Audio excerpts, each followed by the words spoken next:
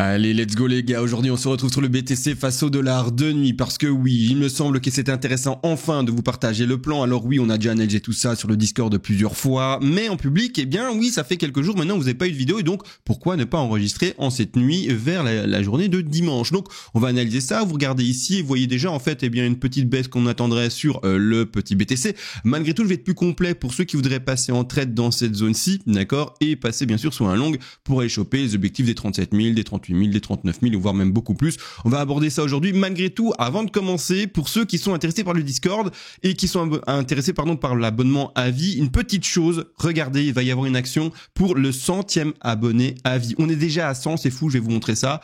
Paramètres du serveur, on va dans les rôles et les pseudos en orange, donc ici 98, ce sont ceux qui sont déjà passés à l'abonnement à vie. Donc il y a une centaine d'abonnements à vie pratiquement, plus que 2. Et bravo à tous, super, on est trop contents, on est des fous et plus on est et plus on rit. Malgré tout, qu'est-ce qui va se passer comme action? Parce que on est bientôt à 100 et c'est un chiffre rond et c'est un trop beau chiffre.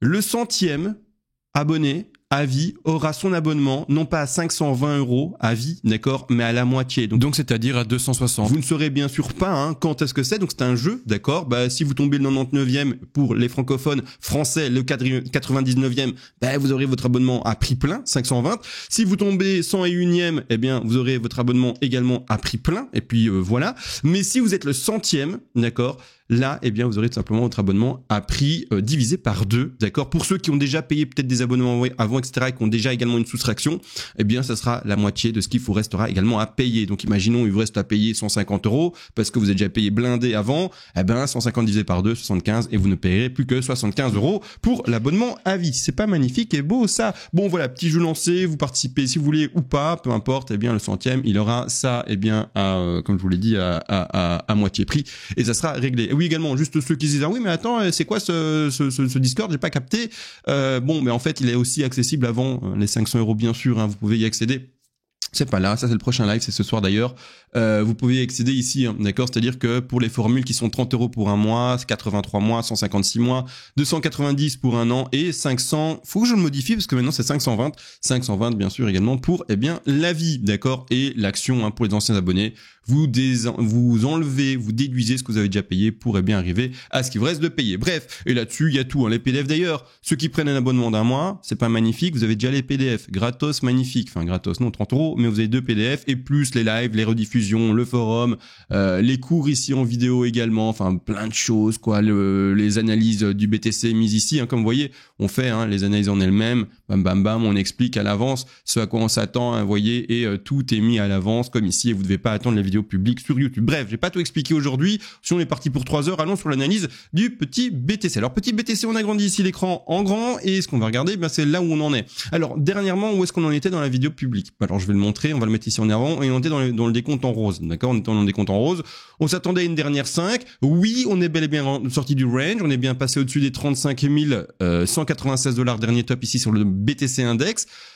On a pumpé très légèrement et on était chercher les 35 979. Malheureusement, il y a un degré tout petit qui s'est effectué. On n'est pas parti vraiment dans des extravagances et des prix qui vont chercher peut-être 36 700, 37 000, 37 600. On a vraiment freiné bien avant. On a fait une 5 toute courte, il me semble. Regardons ça ensemble. Je prends mon Fibonacci d'extension. Je vérifie que je suis pas en logarithmique. Sinon, on va voir to the moon encore et toujours. Un logarithmique en trading pour moi n'est pas appliqué. Ici, 268 parfait pour la 3, donc c'est magnifique, d'accord. Et ensuite, on va regarder le bas de 4 que l'on pose un peu plus tard ici, et on va malheureusement même pas chercher les 100% de Fibonacci. C'est un peu léger, bon, c'est comme ça, donc on touche même pas. Le premier objectif est des 36 200. Bon, c'est la vie, c'est pas grave, c'est ainsi. Normalement, si vous gérez votre stop profit, eh bien, vous seriez pas dans un trade perdant si vous aviez ouvert un long à ce niveau-là. Mais non, du coup, le degré se termine, d'accord. Ce qu'on voit ici, c'est également un récit qui écrase. Et pour moi, on a validé le degré précédent, et on valide maintenant le nouveau degré qui est supérieur. Donc ici, ce que je vais faire maintenant pour que visuellement on ne soit pas gêné, c'est juste mettre la vague rose ici de retrait. Hop, ça, tête de retrait, on ne te voit plus. Tu es encore là, mais on ne te voit quasiment plus. 1, 2, 3, 4, et puis dernière petite 5. Et maintenant, on complète le degré supérieur. Alors, degré supérieur, il est en jaune. Et ce degré, c'est ce que je vais amener maintenant. Ce que je vous ai dit en début de vidéo, on va regarder et je vais vous expliquer pour les trades en long, qu'est-ce qu'on peut faire, etc. Et alors, ce que j'ai mis... Ah non, j'ai mis. Alors, c'est-à-dire que, en fait, on peut partir d'une logique, c'est que si maintenant on est bel et bien dans le début d'un rallye aussi assez important, c'est-à-dire qu'on va même vers un bull run après qui sera fou, d'accord, c'est possible, hein, on a connu ça tous les cycles précédents, donc peut-être que c'est pas le cas maintenant, mais voilà, partons du principe qu'on va répéter encore une fois l'historique précédent. On peut également, du coup, quand on va passer sur la 4, même si, regardez, normalement la 4 doit arriver à quelle zone? Statistiquement, si on fait un développement classique, d'accord, sans faire attention à l'historique, etc., sans analyser plus loin que ça, d'accord, la zone de la 2 est tombée dans les 50 à 61,8, 73% des 2 qui terminent là-dedans, c'est bon, c'est une 2 régulière, tout à fait classique. Donc ici, on peut également, quand on fait une 2 régulière, eh bien avec le type, ce que je donne souvent, ça tend à une 4 qui sera également régulière. C'est quoi une 4 régulière? C'est une 4 qui tombe vers ces 38,2 un peu plus, ou en tout cas dans la zone des 38,2. Et où est cette zone? Ben là où j'ai posé ma 4 là, parce que c'est la théorie de la poser là. Donc ici dans la zone des 38,2. Donc un retour sur le prix et un enfoncement qui irait rechercher ici les fameux 22. Non, ce serait beau 22 000 en fait, parce que comme ça on accumule plein en investissement. Mais non, c'est pas ça. On parle bien ici de 32 970 $. Ça c'est la zone théorique. Maintenant une 4 a différents objectifs classiques et ce sont ces Fibonacci là. Je vais les mettre tous en évidence. D'accord. Le premier, ici c'est les 23,6 et c'est là où on a touché au pixel près. D'accord. Ensuite, il y a le deuxième, c'est celui que je viens de vous énoncer, les 38,2. Et il y a le troisième également, ce sont les 50% de Fibonacci qui se retrouvent ici. Donc, quelqu'un qui veut trader ça à la hausse, d'accord, qui se dit, moi, ce que je veux, c'est choper, en fait, le bas pour monter, d'accord. Donc ça, ce sont des positions d'achat, d'accord, pour monter et revendre petit à petit par je sais pas où, d'accord. Ici, on nettoie un peu le graphique. Pour rentrer dans un trade, vous avez bien sûr la possibilité de rentrer avec un seul palier d'achat. Vous ouvrez votre trade, vous mettez un ordre d'achat, vous attendez, vous vendez avec les TP d'après. C'est possible. Mais vous pouvez également, tout simplement, mettre plusieurs paliers d'achat, d'accord? Mettre plusieurs ordres d'achat, un stop en dessous qui est proposé, et ensuite mettre également plusieurs TP.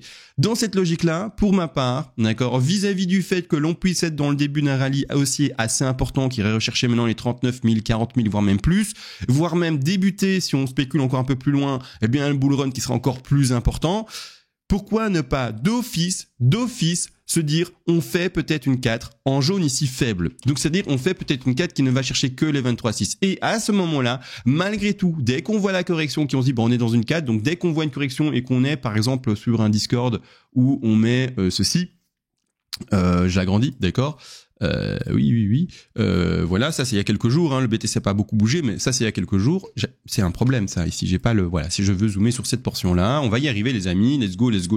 Voilà, ça il y a quelques jours, d'accord.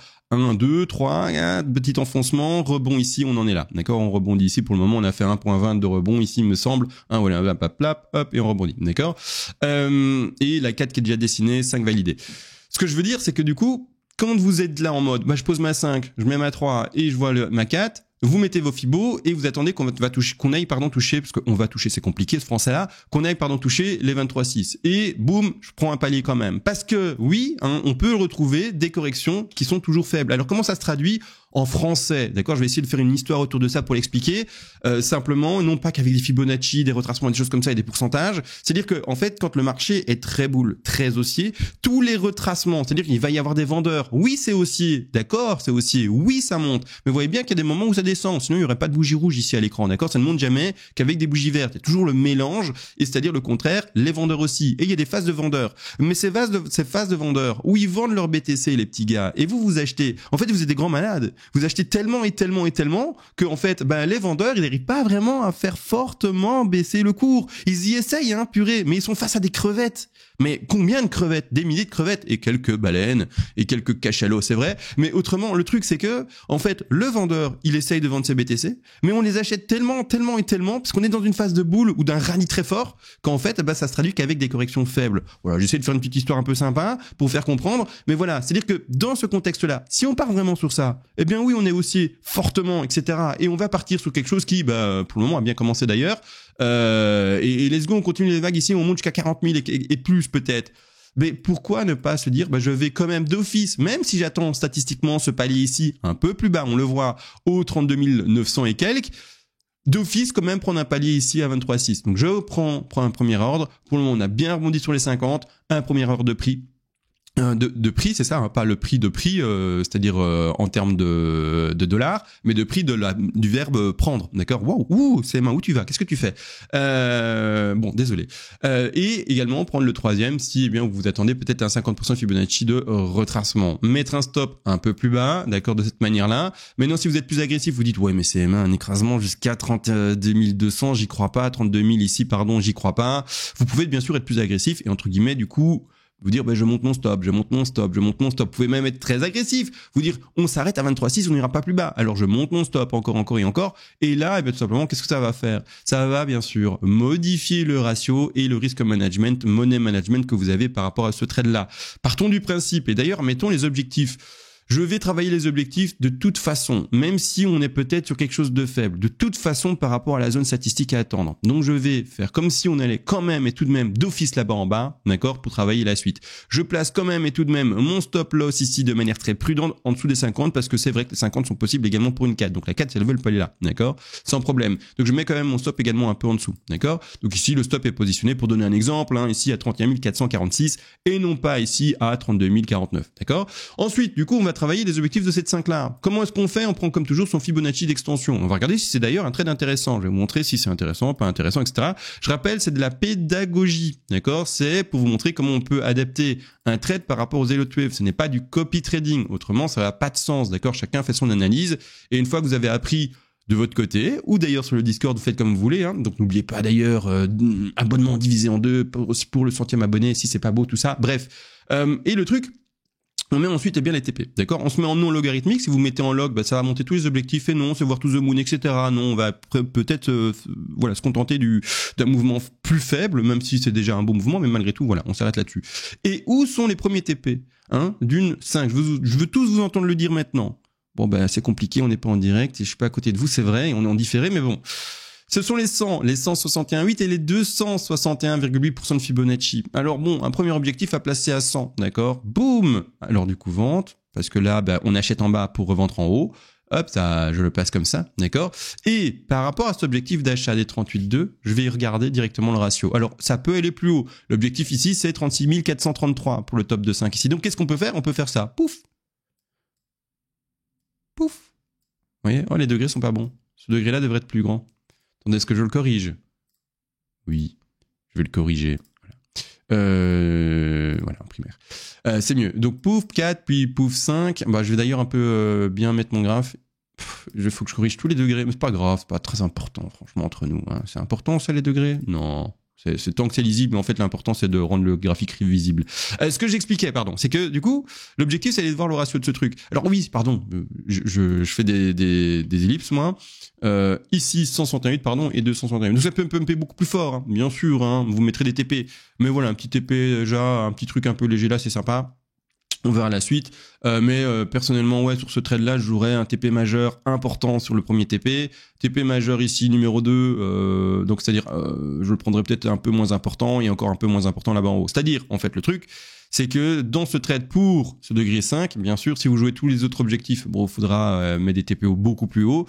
Mais c'est-à-dire que pour ce degré 5 ici, je privilégierais potentiellement, hein, franchement, une 5 juste un tout petit peu plus forte. Pas une 5 qui explose forcément, mais comment est-ce que ça s'applique? Parce que vous devez, quand vous faites un trade, de toute manière prendre tous les TP, hein, d'accord? Il n'y a pas de « ouais, je crois qu'en celui-là, je prends pas les autres ». On s'en fout, d'accord? On s'en fout de ce que tu crois en fait. Hein. Mais tu peux quand même un peu modifier ton trade vis-à-vis de ce que tu ressens, entre guillemets. Qu'est-ce que je veux dire par là? Et donc ce que tu crois finalement, hein, mais même si on s'en fout, on s'entend bien. Mais c'est-à-dire que, bon, disons que tu te dis « ouais, dans la logique ici, je vois encore une belle résistance, encore une belle zone de fluctuation ici dans les zones des 34 000, 36 000, un truc qui traîne, voilà, tu pars dans cette logique-là, peu importe, un énorme range qui dure encore 4 semaines, j'en sais rien. Tu peux te dire, voilà, je vais prendre 45% de bénéfices sur les 36 400. Puis après, je vais prendre un 25% ici sur les 38 500, d'accord, pour donner un exemple, hein. Et puis après, je vais prendre un 20% sur les 42 000. Je suis pas à 100 si on additionne tout, parce qu'encore toujours, si jamais le BTC a envie d'aller to the moon à 100 millions, eh bien ton trade restera ouvert avec le quelques pourcents qui sont bien sûr encore dans la course. Et après, tu déplaceras ton stop loss en termes de stop profit sur chaque zone qui sera invalidante de la hausse que tu attends. Et à un moment, il corrigera et ira prendre ton stop profit, aura fait en sorte que ton trade sera bénéficiaire un maximum dans l'optimisation de ton bénéfice. Bon, voilà, ça c'est un petit Un petit mot. Donc ici, comment ça se passe maintenant que j'ai expliqué ça? D'accord? Mais tu peux aussi 33, 33, 33 si tu veux, hein. C'est toi qui vois, hein. Ou 30, 30, 30, hein. C'est comme tu veux. Et d'ailleurs, un TP de sécu avant aussi. Bon, j'explique pas tout, ça va être trop compliqué. On se retrouvera sur le Discord pour ceux qui veulent poser des questions à ce niveau-là. C'est-à-dire que du coup, mais faisons le travail. On simule à partir de ce niveau-là d'achat et on va chercher ce niveau-là. D'accord? Alors qu'est-ce qui se passe? Go 1, on va chercher le ratio. Où as-tu ratio? Ici. Longue. Boum, on le positionne ici par rapport au stop. D'accord, point d'entrée ici, hein, aux alentours des 32 000, hein, pour travailler le suite, hein, 32 949, ouais, aux alentours des 32 000, quasiment aux alentours des 33 000 surtout. TP1, et on regarde, ratio de 2.38. Donc, c'est un trade qui est potentiellement à prendre ici. Ouais, d'accord. Alors, ceux qui vont me dire, ouais, mais c'est M1, si j'achète là, en fait, et que, en fait, on va pas choper ce niveau-ci, là, hein, d'accord, là. Et du coup, ben, j'ai pas un ratio de ça. Oui, mais à ce moment-là, si on va jamais choper ce niveau-là, et que tu as pris ton trade là, de toute manière, c'est un trade gagnant. Alors oui, le ratio est peut-être même négatif, j'en sais rien, d'accord? Mais c'est un trade gagnant, d'accord? C'est point barre. C'est-à-dire qu'on n'ira jamais chasser ton stop, hein? Donc tu vas prendre tes TP, tu seras content, d'accord? Mais non, du coup, qu'est-ce que ça signifie quand on fait ce travail-là? C'est que si jamais, eh bien, on prend cette première zone d'achat et qu'on descend un peu plus bas, là, tu fais ce travail par rapport à ça, d'accord? Et là, tu auras un ratio plus proche. Et encore, vu que tu as acheté un peu là et un peu là, en fait, ton ratio, eh bien, il est moyen et il se retrouve plutôt au milieu, d'accord? Mais tu seras quand même sur un ratio positif. Mais voilà, donc c'est pour ça qu'on fait le travail par rapport à la zone statistique, par rapport et non pas par rapport à celle-ci, parce que de toute façon, là, c'est gagnant. Parce que si c'est vrai, on le met là, mais le stop reste au même endroit, hein, d'accord? Si tu ouvres là, ton stop est quand même là, hein, mais tu seras un ratio négatif, tu vois? Oui. Mais comme tu prévois cette zone-là moyenne, hein, d'achat, tu restes sur un ratio positif. Et parce que de toute façon, si ça continue à descendre, tu vas acheter cette zone-là aussi. Et tu vas acheter cette zone-là aussi. Et puis sortir. C'est logique. Enfin, c'est logique. Moi, je trouve ça logique, d'accord? Donc voilà, en gros, où est-ce qu'on en est? On s'attend, logiquement à aller là-bas en bas, mais un palier intéressant. C'est ça que je voulais, intéressant déjà à prendre maintenant. C'est ça que je voulais vous dire aujourd'hui. Surtout, c'est que maintenant, dans tous mes trades, en tout cas, personnellement, et dans tous les trades que je vais pas proposer, mais je veux dire illustrer pour la pédagogie, c'est beaucoup mieux, illustrer pour la pédagogie, je dirais, comme on est dans un contexte un peu différent, on n'est plus, il me semblerait, après encore une fois, attendez, attention les pincettes, peut-être qu'on est en bear market, qu'on va à 3000 $, mais comme on n'est plus, il me semblerait en bear market et qu'on commence vraiment un rallye et qu'on commence même plus tard, d'ici un an peut-être, un bull market qui sera vraiment beaucoup plus puissant, eh bien, on peut peut-être déjà envisager maintenant des corrections de vague 4 et voire même peut-être des corrections de vague 2 qui seront plutôt faibles, d'accord? Et donc, ne pas négliger la zone d'achat faible. Et donc, ici, en l'occurrence, ce sont les 23,6, même si c'est pas du tout la zone qu'il faut privilégier pour le moment, d'accord? Voilà la logique que j'ai, que je voulais vous partager aujourd'hui. Sur ce, je vais vous laisser. Pour ceux qui sont pour le Discord et veulent jouer au jeu, essayez de choper l'abonnement, c'est-à-dire le 100e. À vous de voir, hein. On est à 98. Je vérifie, on est toujours à 98, ça va pas changer. Non, j'ai validé personne de toute manière, mais on est toujours à 98. Où est-ce que c'est? C'est ici. Où es-tu, en fait? Ici, paramètres, boum, on est toujours à rôle. Oui, on est toujours à 98. Quand je vois 100, la personne qui a le numéro 100, eh bien, je lui dis, écoute, toi, c'est divisé, et puis, je montrerai l'épreuve en vidéo, ou un truc comme ça, on peut pas dire CMA, il a menti, d'accord? Donc, je ferai des petits screens, etc. Je montrerai ça en vidéo, je montrerai ça sur le Discord pour la 100e personne, et puis voilà, on fera un événement, et sur le forum du Discord, on dira, bravo, t'es le 100e, trop beau, magnifique, et on sera tous contents. 100, c'est trop bien, hein. C'est trop bien. Merci à tous, en tout cas, pour ce soutien, parce que jamais j'aurais cru. Tout ça, c'est du sang, c'est des abonnés, à vie, hein. 22 abonnés à vie de connectés, là. 17 non à vie. Mais c'est pas grave, un jour, ils passeront à vie aussi, parce que la famille est trop belle. Bref, allez, assez de blabla, on se retrouve à la prochaine, et sur ce, des bisous, ciao.